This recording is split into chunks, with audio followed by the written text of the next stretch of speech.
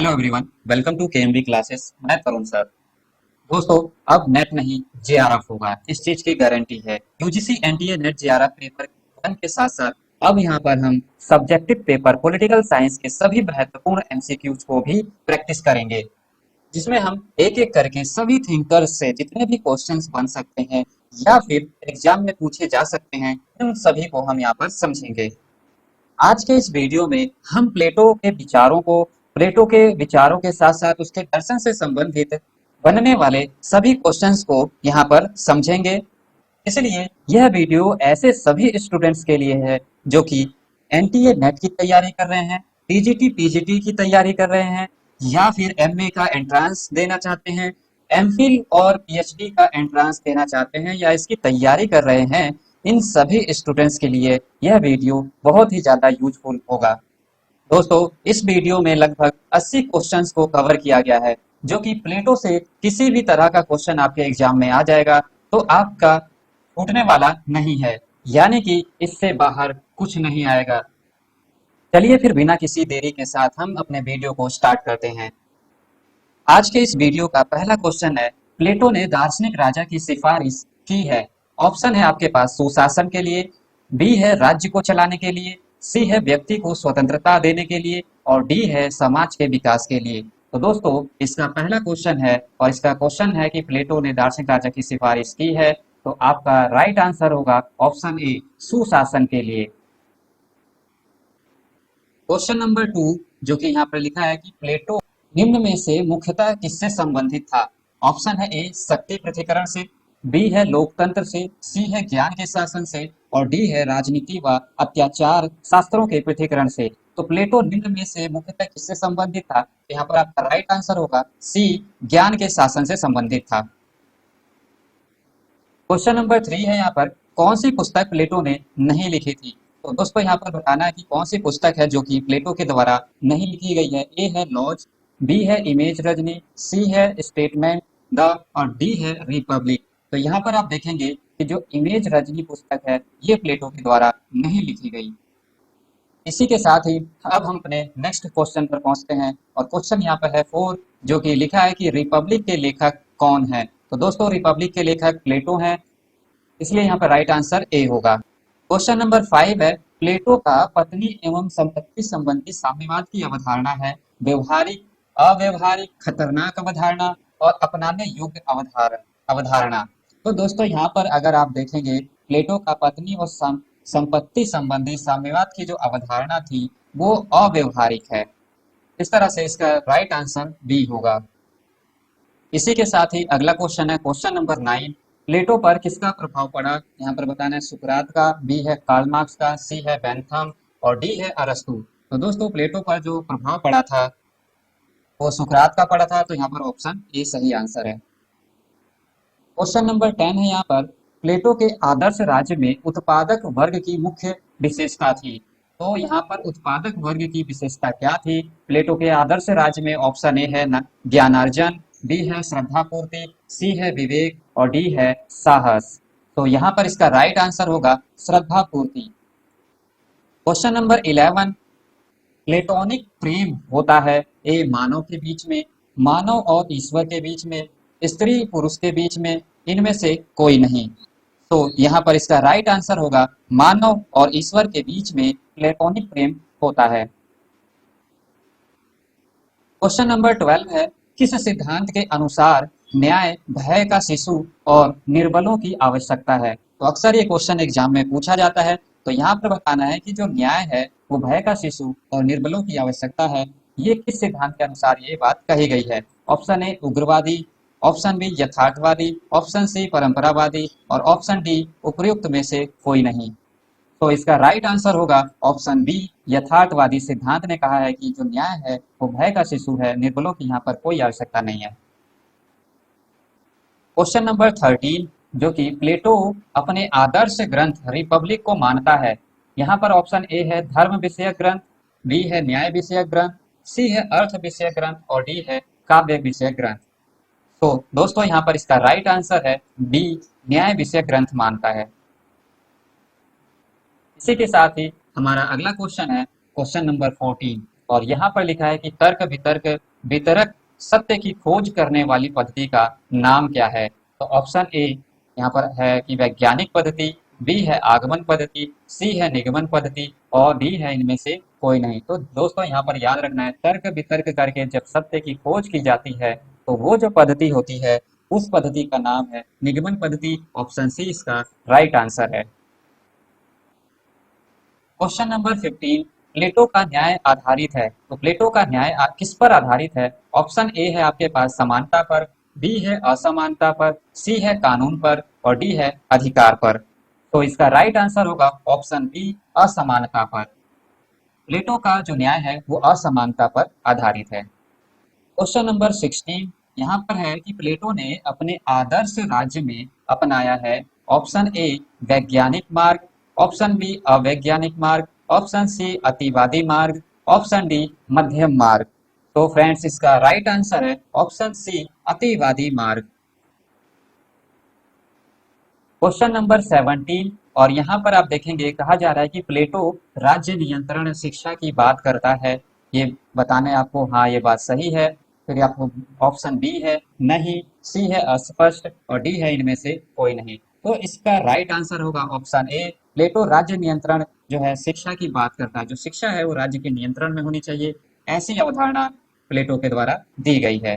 तो इसका right answer option A होगा। हाँ ये बात सही है। क्वेश्चन नंबर 18, यहाँ पर आप देखेंगे प्लेटो के आदर्श राज्य को आंगिक राज्य कहा जा सकता है जिसमें वास्तविक महत्व होता है। ऑप्शन ए व्यक्ति का, ऑप्शन बी राज्य का, ऑप्शन सी समुदाय का और ऑप्शन डी इनमें से कोई नहीं। तो यहाँ पर आप देखेंगे प्लेटो के आदर्श राज्य को आंगिक राज्य कहा जा सकता है जिसमें वास्तविक महत्व राज्य का होता है। तो ऑप्शन बी यहाँ पर राइट आंसर होगा। क्वेश्चन नंबर 19, और यहाँ पर आप देखेंगे कि प्लेटो निम्न में से किसका समर्थन करता है? तो ए है साम्राज्यवादी, बी है नगर राज्य, सी है विशाल राज्य और डी है इनमें से कोई नहीं। तो प्लेटो जो है वो नगर राज्य का समर्थन करता है। तो इसका राइट आंसर बी होगा। क्वेश्चन नंबर 20, और यहाँ पर लिखा है कि प्लेटो ने राज्य को माना है अप्राकृतिक संस्था, प्राकृतिक संस्था, प्राकृतिक और अप्राकृतिक यानी कि ए और बी दोनों और डी है इनमें से कोई नहीं। तो दोस्तों यहाँ पर राइट आंसर होगा प्राकृतिक संस्था। ऑप्शन बी यहाँ पर राइट आंसर है। इस तरह से प्लेटो ने प्राकृतिक संस्था राज्य को माना है। क्वेश्चन नंबर 21, प्लेटो की कौन सी रचना का संबंध आत्मनियंत्रण और साहस से था? तो यहाँ पर याद रखिए कि कौन सी ऐसी पुस्तक है प्लेटो की जो कि आत्मनियंत्रण और साहस से संबंधित है। Option A Republic, option B Charmides, option C Apology और ऑप्शन डी पॉलिटिक्स। तो यहाँ पर इसका जो राइट आंसर होगा दोस्तों ऑप्शन बी होगा चार्मिडीज, जो कि प्लेटो की ऐसी पुस्तक है जिसका संबंध आत्मनियंत्रण और साहस से है। इसी के साथ ही अब हम अपने नेक्स्ट क्वेश्चन की ओर बढ़ते हैं। और क्वेश्चन नंबर 22, किस विचारक को एक साथ ही प्रथम फासीवादी तथा प्रथम साम्यवादी, यहाँ पर याद रखना है प्रथम फासीवादी और प्रथम साम्यवादी विचारक कहा जाता है? तो ऑप्शन है आपके पास कार्ल मार्क्स को, option B Rousseau, option C Plato और ऑप्शन डी अरस्तु। तो दोस्तों यहाँ पर इसका जो राइट आंसर होगा ऑप्शन सी प्लेटो। प्लेटो को ही प्रथम फासीवादी और प्रथम साम्यवादी विचारक कहा जाता है। क्वेश्चन नंबर 23, इसमें है कि निम्न में से कौन सा कथन प्लेटो का है? तो इसमें से ऑप्शन ए है राज्य व्यक्ति का बृहद रूप है, बी सोच आत्मा की स्वयं से वार्ता और सी सबसे बड़ा धन है न्यूनतम से संतुष्ट होना और डी है उपयुक्त सभी। तो दोस्तों यहाँ पर इसका राइट आंसर ये सभी होंगे, यानी कि ऑप्शन डी उपयुक्त सभी। क्योंकि यहाँ पर प्लेटो ने ये सभी कथन कहे हैं कि राज्य जो है व्यक्ति का ही बृहद रूप है। यहाँ पर कहा है कि जो सोच होती है वो हमारी आत्मा की स्वयं से वार्ता होती है और ऑप्शन सी यहाँ पर सबसे बड़ा धन उसने कहा कि न्यूनतम से संतुष्ट होना। तो यहाँ पर ये तीनों ही बातें सही हैं और इस तरह से ऑप्शन डी उपयुक्त सभी यहाँ पर राइट आंसर माना जाएगा। क्वेश्चन नंबर 24, और यहाँ पर आप देखेंगे कि प्लेटो निम्न में से विश्वास करता था। यहाँ पर है कि कानून की प्रभुसत्ता या सर्वोच्चता पर, कानून की अपरिवर्तनीयता पर, तीसरा है नैतिकता और वैधानिकता में कोई अंतर नहीं है, यही उसकी कानून संबंधी धारणा का सर्वाधिक प्रमुख लक्षण है। इस क्वेश्चन का आंसर आपको कुछ कूट के माध्यम से देना होगा, जिसमें यहाँ पर कूट में देख सकते हैं ऑप्शन ए है कि केवल 3, ऑप्शन बी है दूसरा और तीसरा सही है, ऑप्शन सी है पहला दूसरा और तीसरा सही है, और ऑप्शन डी है उपयुक्त में से कोई नहीं। तो दोस्तों यहाँ पर आप एक बार फिर से इस चीज को देखें कि प्लेटो निम्न में विश्वास करता था, तो यहाँ पर आप देखेंगे कि जो इसका राइट आंसर होगा वो ये सभी होगा। कानून की प्रभुसत्ता पर ये विश्वास करता था, कानून की अपरिवर्तनीयता पर, और तीसरा नैतिकता और वैधानिकता में कोई अंतर नहीं है। यही उसकी कानून संबंधी धारणा का सर्वाधिक प्रमुख लक्षण है। तो इस तरह से यहाँ पर ये सारे ऑप्शन सही है, और ये यहाँ पर आपका राइट आंसर हो जाएगा ऑप्शन सी, जो कि 1, 2, 3 है। नेक्स्ट क्वेश्चन है क्वेश्चन नंबर 25, और यहाँ पर आप देखेंगे कि लिखा है कि स्नेह के मात्र छू जाने से प्रत्येक व्यक्ति कवि बन जाता है। यह कथन किसका है? तो दोस्तों यह कथन प्लेटो का है। यहाँ पर लॉक, अरस्तु और मैकियावली ने यह कथन नहीं कहा, तो स्नेह के मात्र छू जाने से प्रत्येक व्यक्ति कवि बन जाता है, यह कथन प्लेटो ने कहा है। क्वेश्चन नंबर 26, और यहाँ पर आप देखेंगे कि ज्ञान ही वास्तविक मत होता है। यह कथन किसका है? ऑप्शन आप देखेंगे कि प्लेटो का, बी है मैकियावली, सी है अरस्तु और डी है लॉक। तो ज्ञान ही वास्तविक मत होता है, यह बात प्लेटो ने कही है। इस तरह से आंसर ए, ऑप्शन ए यहाँ पर राइट आंसर माना जाएगा। नेक्स्ट क्वेश्चन है क्वेश्चन नंबर 27, प्लेटो के अनुसार उप आदर्श राज्य आधारशिला है। तो यहाँ पर दोस्तों आदर्श राज्य की बात नहीं, उप आदर्श राज्य जो है की बात की जा रही है, और यहाँ पर पूछा जा रहा है कि उप आदर्श राज्य आधारशिला है। ऑप्शन ए दार्शनिक राजा के लिए, कानून की सत्ता, ऑप्शन सी शिक्षा योजना, और ऑप्शन डी कोई नहीं। तो यहाँ पर इसका जो राइट आंसर होगा ऑप्शन बी, कानून की सत्ता के लिए ये एक आधारशिला का कार्य करती है उप आदर्श राज्य।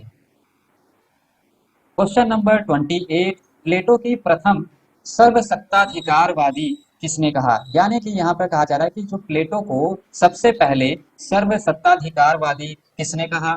ऑप्शन ए है क्रॉसमैन ने, ऑप्शन बी है अरस्तु ने, ऑप्शन सी है बार्कर ने, ऑप्शन डी है मैक्सी ने। तो फ्रेंड्स इसका राइट आंसर होगा ऑप्शन ए, क्रॉसमैन ने ही प्लेटो को प्रथम सर्वसत्ताधिकारवादी कहा है। इसी के साथ ही अब हमारा अगला क्वेश्चन है 29, और इसमें पूछा जा रहा है कि प्लेटो की अकादमी में, प्लेटो ने अपनी अकादमी बनाई थी, अपना स्कूल बनाया था। तो यहाँ पर कहा जा रहा है कि प्लेटो की अकादमी में किसके अध्ययन पर जोर दिया जाता है? तो जब ये एडमिशन ले रहा था तो कैसे स्टूडेंट्स को लेता था, यानी कि स्टूडेंट्स के पास जो बेसिक नॉलेज है वो किस चीज की नॉलेज होनी चाहिए? ऑप्शन ए भौतिक शास्त्र की, ऑप्शन बी दर्शन शास्त्र की, ऑप्शन सी अर्थशास्त्र की, और ऑप्शन डी ज्यामिति की। तो यहाँ पर इसका राइट आंसर होगा ऑप्शन डी, ज्यामिति की नॉलेज होना जरूरी था। क्वेश्चन नंबर 30, और क्वेश्चन नंबर 30 जो कि एग्जाम में अक्सर पूछा गया है और पूछे जाने की संभावना भी है। तो यहाँ पर आप इसको देखेंगे कि रिपब्लिक राजनीति शास्त्र का ग्रंथ नहीं है, किंतु शिक्षा पर कभी भी लिखा गया सर्वश्रेष्ठ ग्रंथ है। यह कथन किसका है? तो ऑप्शन ए है अरस्तु का, ऑप्शन बी है सुकरात का, ऑप्शन सी है रूसो, और ऑप्शन डी है प्लेटो। तो यहाँ पर जो इसका राइट आंसर होगा ऑप्शन सी, रूसो। रूसो ने ही कहा कि रिपब्लिक राजनीति शास्त्र का ग्रंथ नहीं है, किंतु शिक्षा पर कभी भी लिखा गया सर्वश्रेष्ठ ग्रंथ है, जो कि यह बात रूसो द्वारा कही गई है। तो रूसो ने कहा कि जो राजनीति शास्त्र है, रिपब्लिक है, वो शिक्षा पर लिखा गया सबसे अच्छा ग्रंथ है। क्वेश्चन नंबर 31, 31 में है कि प्लेटो की किस कृति को राजनीतिक कल्पना लोक कहा जाता है? तो यहाँ पर कौन सी ऐसी पुस्तक है प्लेटो की जिसको राजनीतिक कल्पना लोक कहा जाता है? Option A Republic, option B statement, option C laws, और ऑप्शन डी ऑल। तो यहाँ पर इसका राइट आंसर हो जाएगा ऑप्शन ए, रिपब्लिक जो है वो राजनीतिक कल्पना लोक नामक पुस्तक इसको कहा जाता है, क्योंकि ये कल्पना करता है, मात्र हकीकत में ऐसा कुछ भी नहीं होता। अब क्वेश्चन नंबर 32, और 32 क्वेश्चन नंबर में आप देखेंगे कि प्लेटो के अनुसार न्याय सिद्धांत की प्रमुख विशेषता है। ऑप्शन ए वर्ग विहीन समाज, ऑप्शन बी कार्य विशिष्टता का सिद्धांत, ऑप्शन सी राज्य एवं सिद्धांत, ऑप्शन डी सामान्य इच्छा का सिद्धांत। तो प्लेटो के अनुसार न्याय सिद्धांत की प्रमुख विशेषता है कार्य विशिष्टता का सिद्धांत। इसका राइट आंसर ऑप्शन बी होगा, कार्य विशिष्टता का सिद्धांत। क्वेश्चन नंबर 33, और 33 में पूछा गया है कि प्लेटो की शिक्षा पद्धति का प्रमुख लक्षण है। तो यहाँ पर ऑप्शन है ए शारीरिक शिक्षण, बी है शारीरिक शिक्षण के साथ मानसिक विकास, सी है मानसिक विकास और डी है तकनीकी ज्ञान की शिक्षा। प्लेटो की शिक्षा पद्धति का जो प्रमुख लक्षण था, उद्देश्य था शारीरिक शिक्षण के साथ साथ मानसिक विकास करना। इस तरह से ऑप्शन बी यहाँ पर राइट आंसर होगा। नेक्स्ट क्वेश्चन है क्वेश्चन नंबर 34। प्लेटो के अनुसार उच्च शिक्षा किस वर्ग के लिए थी? तो यहाँ पर प्लेटो ने जो शिक्षा है वो उच्च शिक्षा किस वर्ग के लिए रखी थी उसको बताना है। तो ऑप्शन ए है कृषक या उत्पादक वर्ग के लिए, बी है संरक्षक वर्ग के लिए, सी है व्यापारी वर्ग के लिए और डी है पादरी वर्ग के लिए। तो यहाँ पर इसका जो राइट आंसर होगा संरक्षक वर्ग, ऑप्शन बी यहाँ पर राइट आंसर है। इसी के साथ ही क्वेश्चन नंबर 35 जो कि दार्शनिक राजा के शासन से प्लेटो का तात्पर्य है। ऑप्शन ए है यहाँ पे विधि का शासन, ऑप्शन बी है कुलीन का शासन, ऑप्शन सी है दार्शनिक का शासन और ऑप्शन डी है विवेक का शासन। तो फ्रेंड्स इसका राइट आंसर होगा ऑप्शन डी विवेक का शासन। दार्शनिक राजा के शासन से प्लेटो का तात्पर्य मतलब था कि विवेक का शासन, बुद्धि का शासन हो। क्वेश्चन नंबर 36 और यहाँ पर पूछा गया है कि प्लेटो के आदर्श राज्य की आधारशिला है। ऑप्शन ए दार्शनिक राजा का शासन, बी कानून की सत्ता, सी विवेक का शासन और डी जनता का शासन। तो फ्रेंड्स प्लेटो के आदर्श राज्य की आधारशिला कानून की सत्ता से है। Question number 37। प्लेटो किस विचार के लिए इतिहास में अमर है? तो दोस्तों यहाँ पर एक जरूरी क्वेश्चन हो जाता है कि आपसे पूछा जा सकता है कि प्लेटो को जो है आज हम अध्ययन करते हैं तो क्यों करते हैं? तो ऑप्शन ए है सामान्यता का विचार, ऑप्शन बी संविधान का वर्गीकरण, ऑप्शन सी आदर्श राज्य का विचार और ऑप्शन डी जन समिति का सिद्धांत। तो फ्रेंड्स प्लेटो किस विचार के लिए इतिहास में अमर है? तो यहाँ पर इसका राइट आंसर होगा आदर्श राज्य के विचार के लिए। Question number 38। प्लेटो ने अपने किस कृति में उप आदर्श राज्य की विवेचना की है? तो यहाँ पर पूछा जा रहा है कि प्लेटो जो है अपनी किस पुस्तक में उप आदर्श राज्य की विवेचना की है, बात की है। तो यहाँ पर ऑप्शन है पॉलिटिक्स में, ऑप्शन बी है रिपब्लिक में, ऑप्शन सी है लॉज में और ऑप्शन डी है प्रिंस में। तो यहाँ पर इसका राइट आंसर होगा ऑप्शन सी लॉज में। क्वेश्चन नंबर 39 और 39 क्वेश्चन में आप देखेंगे प्लेटो का दर्शन में, राजनीति शास्त्र में और साहित्य में आदर्शवाद का जनक है किसने कहा? यानी कि प्लेटो का दर्शन में, राजनीति शास्त्र में, साहित्य में आदर्शवाद का जनक है, यह बात किसने कही? ऑप्शन ए है जावेट के द्वारा कही गई है, ऑप्शन बी सेवाइन ने, ऑप्शन सी कार्ल पोपर ने और ऑप्शन डी गेटेल ने।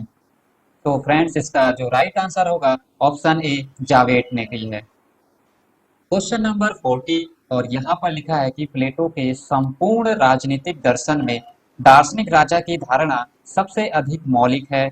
ऑप्शन ए है आपके पास poster, option B Sabine, option C Karl Popper और ऑप्शन डी गेटेल। तो यहाँ पर इसका जो राइट आंसर है ऑप्शन ए पोस्टर। क्वेश्चन नंबर 41 जिसमें लिखा है कि रिपब्लिक में राज्य के सिद्धांत की पराकाष्ठा न्याय संबंधी सिद्धांत में है। न्याय वह सूत्र है जो राज्य को बांधे रखता है, यह बात किसने कही है? ऑप्शन ए सेवाइन ने, ऑप्शन बी कार्ल पॉपर ने, ऑप्शन सी रूसो ने और ऑप्शन डी जावेट ने। तो यहाँ पर इसका जो राइट आंसर होगा ऑप्शन ए सेबाइन ने। Question number 42। प्लेटो ने राजनेताओं के मार्ग से बाधाओं को हटाने के लिए साम्यवाद को चाहे कितना ही महत्व क्यों ना दिया हो, लेकिन उसका मुख्य जोर समय साम्यवाद, यहाँ पर दोस्तों मिस्टेक हो गया है, ये साम्यवाद है तो उसका मुख्य जोर साम्यवाद पर नहीं बल्कि शिक्षा पर है। ऑप्शन ए है सेवाइन, ऑप्शन बी है कार्ल पॉपर, ऑप्शन सी है रूसो और ऑप्शन डी है जावेट। तो यहाँ पर इसका राइट आंसर है ऑप्शन ए सेवाइन।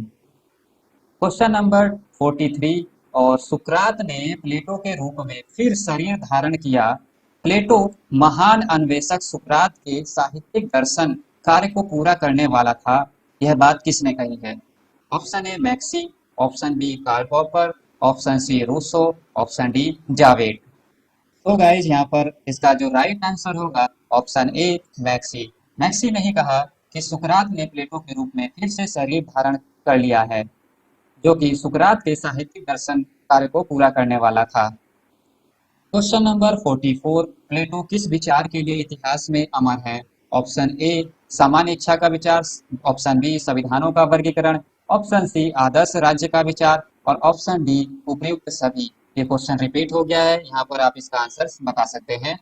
तो इसका राइट आंसर है आदर्श राज्य के विचार के लिए वो इतिहास में अमर है। क्वेश्चन नंबर 45, जो कि यहाँ पर है, प्लेटो का आदर्श राज्य वास्तविक परिस्थितियों पर आधारित है, यह कथन किसका है? Option A Maxey, option B Foster, option C जोएली और ऑप्शन डी बार्कर। तो इसका जो राइट आंसर होगा ऑप्शन डी बार्कर। बार्कर ने ही कहा कि प्लेटो का आदर्श राज्य वास्तविक परिस्थितियों पर आधारित है। क्वेश्चन नंबर 46, प्लेटो की चिंतन पद्धति नहीं है। दोस्तों यहाँ पर नहीं है बोला जा रहा है कि प्लेटो की जो चिंतन पद्धति नहीं है, कौन सी नहीं है? ऑप्शन ए द्वंद्वात्मक, ऑप्शन बी आगनात्मक, ऑप्शन सी निगनात्मक और ऑप्शन डी विश्लेषणात्मक। तो इसका राइट आंसर है ऑप्शन बी आगनात्मक। क्वेश्चन नंबर 47, सबसे पहले राज्य का आंगिक सिद्धांत का प्रतिपादन किसने किया? ऑप्शन ए मैकियावेली ने, ऑप्शन बी प्लेटो ने, ऑप्शन सी मार्क्स ने, ऑप्शन डी हीगल ने। तो यहाँ पर देखेंगे कि आंगिक सिद्धांत का प्रतिपादन जो है सबसे पहले प्लेटो के द्वारा किया गया। क्वेश्चन नंबर 48, निम्नलिखित में कौन सा वक्तव्य प्लेटो का है? थोड़ी सी मिसप्रिंटिंग हो गई है। कौन सा वक्तव्य या कौन सा कथन जो है वो प्लेटो का है, यहाँ पर आपको बताना है। ऑप्शन एक है यहाँ पर मैं राज्य हूँ, ऑप्शन दो है राज्य पृथ्वी पर ईश्वर का अवतरण है, ऑप्शन तीन है राज्य व्यक्ति का पूर्वागामी है, ये साथ में पूर्वागामी है, और ऑप्शन फोर है यहाँ पर राज्य व्यक्ति का बृहद रूप है। तो दोस्तों यहाँ पर जो प्लेटो का कथन है, वक्तव्य है, ऑप्शन फोर यहाँ पर राइट आंसर है। राज्य व्यक्ति का ही बृहद रूप है, यह बात प्लेटो ने कही है। क्वेश्चन नंबर 49, राज्य ओक या चट्टान से नहीं बल्कि उससे उसमें निवास करने वालों के चरित्र से उत्पन्न होता है, यह कथन किसका है? तो दोस्तों यहाँ पर देखें कि राज्य जो है ओक के वृक्ष से या फिर चट्टान से नहीं बल्कि उसमें निवास करने वाले लोगों के चरित्र से उत्पन्न होता है, यह कथन किसका है आपको बताना है। तो ऑप्शन एक है अरस्तु का है, ऑप्शन बी है प्लेटो का, ऑप्शन सी है गांधी का, ऑप्शन डी है राधा कृष्णन का। तो यहाँ पर इसका जो राइट आंसर होगा ऑप्शन टू प्लेटो का। प्लेटो ने ही कहा है कि जो राज्य है वो ओक के वृक्ष से या फिर चट्टान से नहीं बनता, बल्कि वहाँ उसके लोग जो निवास करते हैं उन लोगों के निवास के चरित्र से उत्पन्न होता है। इस तरह से इसका राइट आंसर होगा ऑप्शन नंबर टू प्लेटो। क्वेश्चन नंबर 50, और यहाँ पर आप देखेंगे कि राज्य उसी प्रकार व्यक्ति से पूर्व है जिस प्रकार संपूर्ण अपने अंश से पूर्व है, यह कथन किसका है? Option one Spencer, option two Laski, option three Rousseau, option four अरस्तु। तो यहाँ पर इसका जो राइट आंसर होगा ऑप्शन फोर अरस्तु। क्वेश्चन नंबर 51, और यहाँ पर आप देखेंगे 51 में कि प्लेटो का साम्यवाद संबंधित है ऑप्शन वन उत्पादक वर्ग के लिए, ऑप्शन टू अभिभावक वर्ग के लिए, ऑप्शन सी सैनिक वर्ग के लिए और ऑप्शन फोर निम्न वर्ग के लिए। तो फ्रेंड्स यहाँ पर प्लेटो का जो साम्यवाद था वो अभिभावक वर्ग के लोगों के लिए था। इस तरह से इसका राइट आंसर होगा ऑप्शन टू अभिभावक वर्ग के लिए। क्वेश्चन नंबर 52, दर्शन का पोप प्लेटो को किस विचारक ने कहा? तो यहाँ पर क्वेश्चन को एक बार फिर से रिपीट करेंगे और देखेंगे दर्शन का पोप जो है यहाँ पर प्लूटो नहीं प्लेटो है। प्लेटो को किस विचारक ने कहा है? Option A Sabine, option two यहाँ पर कैटलिक, ऑप्शन थ्री कार्ल पॉपर ने, ऑप्शन फोर फैक्टर ने। तो यहाँ पर इसका जो राइट आंसर होगा ऑप्शन वन सेबाइन ने। सेबाइन ने प्लेटो को दर्शन का पोप कहा है, जिसका अर्थ हुआ फिलोसफी का फादर या फिर दार्शनिक जनक, यानी कि दर्शन का जो जनक है वो प्लेटो को किसने कहा? तो सेबाइन ने कहा। क्वेश्चन नंबर 53, प्लेटो के न्याय के संबंध मेरा स्थान और उसके कर्तव्य यही न्याय है, कथन किसका है? यानी कि प्लेटो के न्याय के संबंध में आपको बताना है कि ये जो कथन है वो किसका है। कथन ये है कि मेरा स्थान और उसके कर्तव्य यही न्याय है। आपके पास ऑप्शन है, option 1 Catlin, option 2 Foster, option 3 Plato और ऑप्शन 4 रूसो। तो फ्रेंड्स इसका जो राइट आंसर होगा ऑप्शन 1 कैटलीन। क्वेश्चन नंबर 54, स्त्रियों के साम्यवाद का विचार प्लेटो के किस ग्रंथ में है? तो स्त्रियों के साम्यवाद का विचार आपको बताना है कि वो किस ग्रंथ में यह बात उसने कही है। ऑप्शन 1 है मेनोपॉज, सेकंड है लॉज, थर्ड है रिपब्लिक और फोर्थ है फैडो। तो यहाँ पर इसका जो राइट आंसर होगा ऑप्शन 3 रिपब्लिक में स्त्रियों के साम्यवाद संबंधी विचार प्लेटो ने दिए हैं। क्वेश्चन नंबर 55, प्लेटो ने मानवीय आत्मा के गुण बताए हैं, तो कितने गुण बताए हैं ये आपको बताना है। ऑप्शन 1 है 2, ऑप्शन 2 है 3, ऑप्शन 3 है 4, ऑप्शन 4 है 6। तो यहाँ पर आपको बताना है प्लेटो ने मानवीय आत्मा के कितने गुण बताए हैं। तो यहाँ पर इसका राइट आंसर होगा ऑप्शन 3, 3 तरह के गुण की बात करता है। क्वेश्चन नंबर 56, प्लेटो के आदर्श राज्य का निर्माण करने वाले कितने वर्ग हैं? यहाँ पर आपके पास ऑप्शन है ए 4, ऑप्शन बी है 3, ऑप्शन सी है 2, ऑप्शन डी है 5। तो प्लेटो के आदर्श राज्य का निर्माण करने वाले कितने वर्ग हैं? तो इसका जो राइट आंसर होगा ऑप्शन बी 3। क्वेश्चन नंबर 57, प्लेटो के अनुसार मानवीय आत्मा में कौन से तत्व होते हैं? ऑप्शन है आपके पास वासना, साहस नहीं है यहाँ पर दोस्तों, ये साहस है। वासना, साहस और बुद्धि। बी है तन मन और धन, सी है ब्राह्मण क्षत्रिय वैश्य और डी है स्वार्थ भय क्रोध। तो दोस्तों यहाँ पर प्लेटो के अनुसार मानवीय आत्मा के जो तत्व होते हैं वो वासना, साहस और बुद्धि, यानी कि ऑप्शन ए इसका राइट आंसर है। क्वेश्चन नंबर 58, और क्वेश्चन नंबर 58 में आप देखेंगे पूछा गया है कि प्लेटो के शिक्षा सिद्धांत का प्रमुख लक्षण है। ऑप्शन ए शिक्षा देना, परिवार का निजी कार्य, बी है भाषा कला तथा अंक शास्त्र की शिक्षा देना, सी है कठोर सैनिक शिक्षा देना और डी है राज्य द्वारा नियंत्रित तथा अनिवार्य शिक्षा। तो यहाँ पर इसका राइट आंसर है ऑप्शन डी, राज्य द्वारा नियंत्रित तथा अनिवार्य शिक्षा देना। क्वेश्चन नंबर 59, और यहाँ पर पूछा गया है कि हमारे नगर में तब तक कष्टों का अंत नहीं होगा जब तक दार्शनिक राजा ना होंगे, या इस संसार के राजाओं और राजकुमारों में दर्शन, गीत, भावना और सत्ता ना होगी। यह कथन किसका है? तो यहाँ पर आपके पास ऑप्शन है ए मैकियावेली, ऑप्शन बी अरस्तु, ऑप्शन सी प्लेटो और ऑप्शन डी सुकरात। तो दोस्तों यहाँ पर जो इसका राइट आंसर होगा ऑप्शन सी प्लेटो। क्वेश्चन नंबर 60, और 60 क्वेश्चन नंबर में आप देखेंगे कि यहाँ पर पूछा गया है कि प्लेटो ने आदर्श राज्य में कितनी जनसंख्या बताई है। तो प्लेटो के द्वारा आदर्श राज्य में बताई गई जनसंख्या आपको बतानी है। Option A 55-40, option B 40-55, option C 40-50 और ऑप्शन डी 50-40। तो यहाँ पर दोस्तों इसका जो राइट आंसर होगा ऑप्शन डी 50-40। प्लेटो ने अपने आदर्श राज्य में जो जनसंख्या बताई थी वो बताई थी 5040 लोग। नेक्स्ट क्वेश्चन है क्वेश्चन नंबर 61, जिसमें पूछा गया है कि कॉमनवेल्थ की कम विकृति या विकृत अवधारणा प्लेटो के किस समाज से संबंधित है? ऑप्शन ए है रिपब्लिक, ऑप्शन बी है स्टेटमेंट, ऑप्शन सी है गॉर्जियस और ऑप्शन डी है लॉज। तो दोस्तों यहाँ पर इसका राइट आंसर होगा, जैसे कि कॉमनवेल्थ की कम विकृत अवधारणा प्लेटो के किस समाज से संबंधित है, तो ऑप्शन डी लॉज से संबंधित है। क्वेश्चन नंबर 62, और यहाँ पर आप देखेंगे पूछा जा रहा है कि लॉज संवाद में कितने भाग हैं, यानी कि जो लॉज है पुस्तक उसमें कितने भाग बताए गए हैं। तो ऑप्शन ए है 10, ऑप्शन बी है 11, ऑप्शन सी है 12 और ऑप्शन डी है 18। तो इसका जो राइट आंसर होगा ऑप्शन सी 12। लॉज जो पुस्तक है उसके 12 पार्ट हैं, 12 भाग बनाए गए हैं। इसी के साथ ही अब हम अपने नेक्स्ट क्वेश्चन की ओर बढ़ते हैं, और क्वेश्चन नंबर 63 यहाँ पर पूछा गया है कि प्लेटो की लॉज के बारे में सही कथन बताइए। तो प्लेटो की जो पुस्तक है लॉज, उसका सही कथन आपको बताना है। ऑप्शन ए है इसमें विधि के शासन पर बल देता है, बी है इसमें समय बाद इस दोस्तों साम्यवाद नहीं है, साम्यवाद से अभिभावक को मुक्त कर देता है। यहाँ पर ये साम्यवाद यानी कि ऑप्शन बी है, इसमें जो है वह साम्यवाद से अभिभावक वर्ग को मुक्त कर देता है।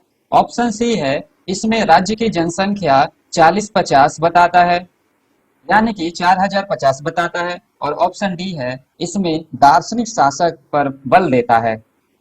तो दोस्तों यहाँ पर इसका जो राइट आंसर होगा ऑप्शन ए, इसमें विधि के शासन को स्वीकार कर लेता है, यानी कि विधि के शासन पर बल देता है। क्वेश्चन नंबर 64, इसमें पूछा गया है कि स्टेटस प्लेटो की शिक्षा अवस्था के बारे में विचार नहीं है, यानी कि इनमें से ऐसा कौन सा कथन है जो प्लेटो की शिक्षा अवस्था के बारे में विचार नहीं किया गया है। ऑप्शन ए, प्लेटो शिक्षा को सद्गुणी न्याय का आधार मानता है।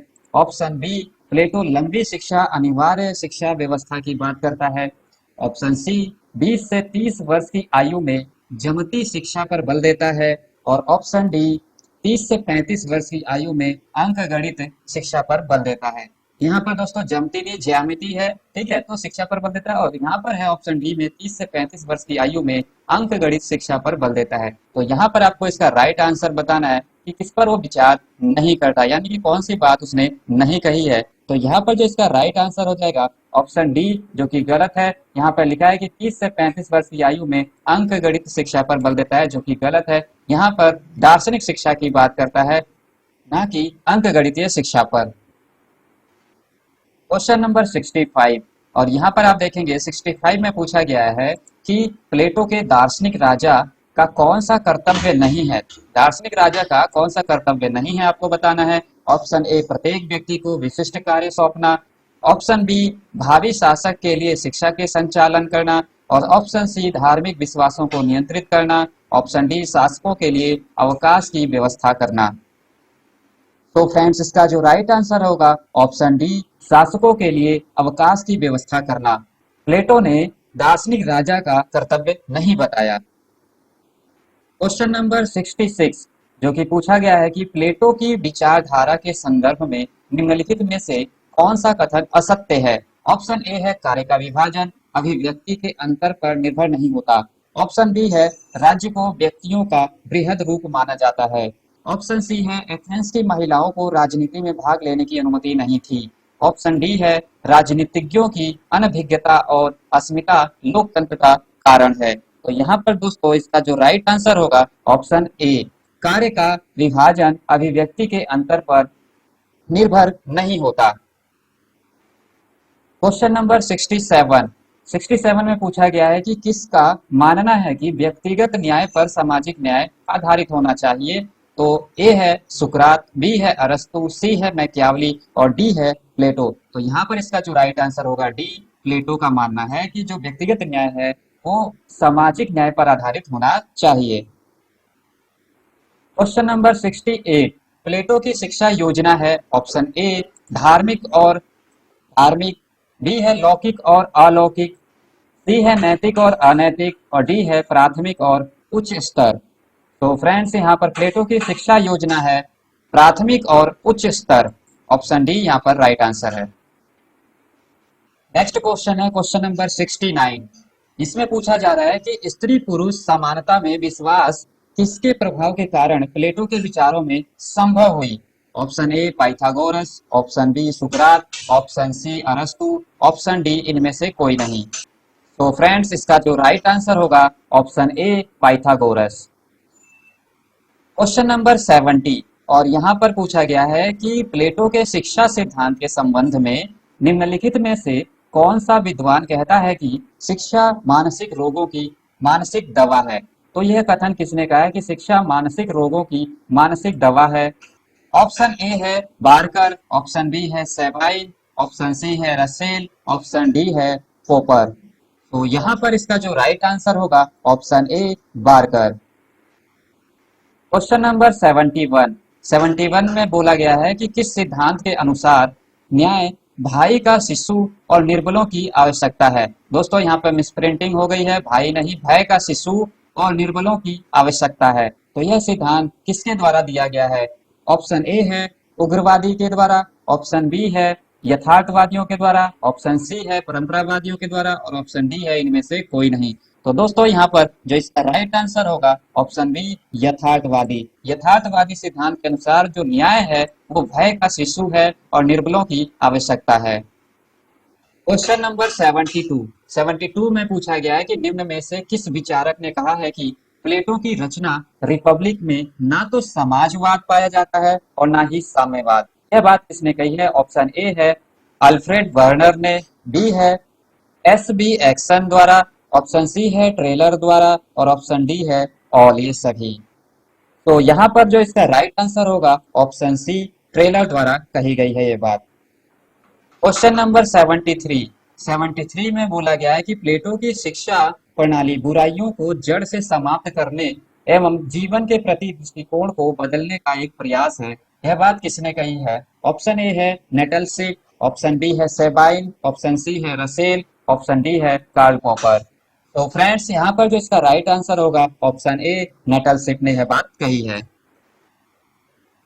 क्वेश्चन नंबर 74, निम्नलिखित में से कौन सा तर्क संबंधित ग्रंथ है? यानी कि कौन सा तर्क है जो संबंधित ग्रंथ।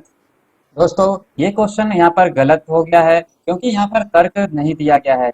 तर्क दिया जाता तभी हम बता सकते थे कि वो तर्क किस बुक से संबंधित है। तो इसलिए इस क्वेश्चन को आप स्किप कर दें और अब हम अपने नेक्स्ट क्वेश्चन की ओर बढ़ते हैं। क्वेश्चन नंबर 75 जिसमें पूछा गया है कि प्लेटो का जन्म कब हुआ था। तो दोस्तों प्लेटो का जन्म कब हुआ था?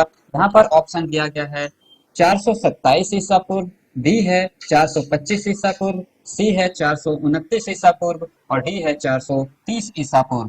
तो यहाँ पर ऑप्शन ए यहाँ पर राइट आंसर है, 427 ईसा पूर्व प्लेटो का जन्म हुआ था। क्वेश्चन नंबर 76, प्लेटो पर किसका प्रभाव था? पाइथागोरस का, सुकरात का, दोनों का, उपयोग में कोई नहीं, उपरोक्त में से कोई नहीं यानी कि। तो यहाँ पर प्लेटो का ऊपर किसका प्रभाव था? तो यहाँ पर जो इसका राइट आंसर होगा दोनों का, पाइथागोरस और सुकरात दोनों का ही यहाँ पर प्लेटो के ऊपर प्रभाव पड़ा था। क्वेश्चन नंबर 77, प्लेटो न्याय पर आधारित आदर्श राज्य के लिए कौन से आधार स्तंभ मानता है? तो यहाँ पर ऑप्शन दिया गया है शिक्षा को, बी है साम्यवादी व्यवस्था को, सी है दोनों को और डी है कोई नहीं। दोस्तों यहाँ पर आदर्श राज्य के लिए जो आधार स्तंभ माना प्लेटो ने, शिक्षा और साम्यवादी व्यवस्था दोनों को माना। इस तरह से ऑप्शन सी यहाँ पर राइट आंसर होगा। इसी के साथ ही हमारा नेक्स्ट क्वेश्चन है, प्लेटो को किसने प्रथम साम्यवादी विचारक कहा था? ऑप्शन ए है मैक्सी, ऑप्शन बी है रूसो, ऑप्शन सी है अरस्तु और ऑप्शन डी है सेबाइन। तो इस क्वेश्चन का right answer option A, Maxey. Maxey ने ही प्लेटो को प्रथम साम्यवादी विचारक कहा था। क्वेश्चन नंबर 79, प्लेटो के दार्शनिक राजा को किसने प्रबुद्ध निरंकुशता कहा है? तो यहाँ पर इसका जो ऑप्शन है सेबाइन, ऑप्शन बी मैक्सी, option C Rousseau, option D अरस्तु। तो फ्रेंड्स यहाँ पर प्लेटो के दार्शनिक राजा को किसने प्रबुद्ध निरंकुशता कहा है? इसका right answer option A, Sabine ने कहा है। फ्रेंड्स इसी के साथ हमारा इस वीडियो का आखिरी क्वेश्चन जिसमें पूछा गया है कि किसने राज्य को मानव का मस्तिष्क का बृहद रूप कहा है। यानी कि यहाँ पर पूछा जा रहा है कि मानव का ही मस्तिष्क जो है, मस्तिष्क का ही बृहद रूप है, ये राज्य को किसने कहा है? ऑप्शन ए है अरस्तु, ऑप्शन बी है प्लेटो, ऑप्शन सी है कांट और ऑप्शन डी है रूसो। तो फ्रेंड्स इसका जो राइट आंसर होगा ऑप्शन बी, प्लेटो। प्लेटो ने ही मानव के मस्तिष्क को, बृहद रूप को ही राज्य कहा है। तो फ्रेंड्स इसी तरह से आप लगातार वीडियो पाना चाहते हैं और अपनी प्रैक्टिस करना चाहते हैं तो हमारे इस चैनल को लाइक करें और सब्सक्राइब करें ताकि हमारे द्वारा जो भी वीडियो बनाई जाएगी उसकी नोटिफिकेशन आपको मिल सके। Thank you for watching KMB classes.